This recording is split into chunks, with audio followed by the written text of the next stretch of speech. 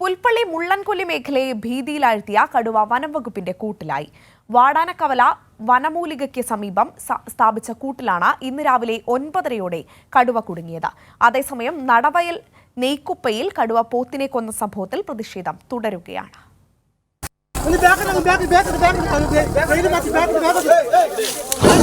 കഴിഞ്ഞ ഒരു മാസത്തോളമായി പ്രദേശത്ത് നിരന്തരം വളർത്തുമൃഗങ്ങൾ കടുവയുടെ ആക്രമണത്തിൽ കൊല്ലപ്പെട്ടിരുന്നു.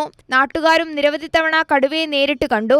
വനംവകുപ്പ് വിവിധയിടങ്ങളിൽ ഇതിനിടെ ക്യാമറകളും കൂടുകളും സ്ഥാപിച്ചിരുന്നു. 2 ആഴ്ചത്തെ തീവ്രശ്രമങ്ങൾക്കൊടുവിലാണ് കടുവ കൂട്ടിലാവുന്നത്.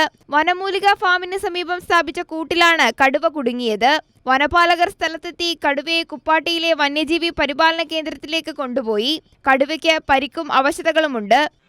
മുള്ളംകൊല്ലി പുൽപ്പള്ളി ഭാഗങ്ങൾ കേന്ദ്രീകരിച്ച് തന്നെ കടുവ പ്രശ്നമുള്ള ഭാഗങ്ങൾ കേന്ദ്രീകരിച്ച് തന്നെ കൂടുകൾ സ്ഥാപിച്ചിരുന്നു.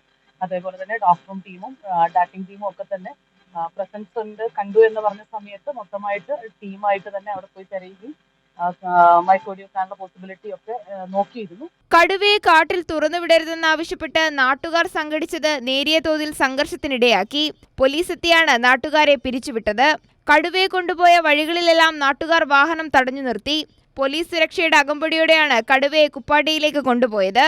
ഇതിനിടെ നടവയൽ നെയ്ക്കുപ്പയിൽ കടുവ കന്നുകാലിയെ കൊന്ന സംഭവത്തിൽ പ്രതിഷേധം തുടരുകയാണ്. നാട്ടുകാർ നടവയൽ ടൗണിൽ റോഡ് ഉപരോധിച്ചു. ഉന്നത വനംവകുപ്പ് ഉദ്യോഗസ്ഥർ സ്ഥലത്തെത്തിയില്ലെന്നാരോപിച്ചാണ് പ്രതിഷേധം നടന്നത്.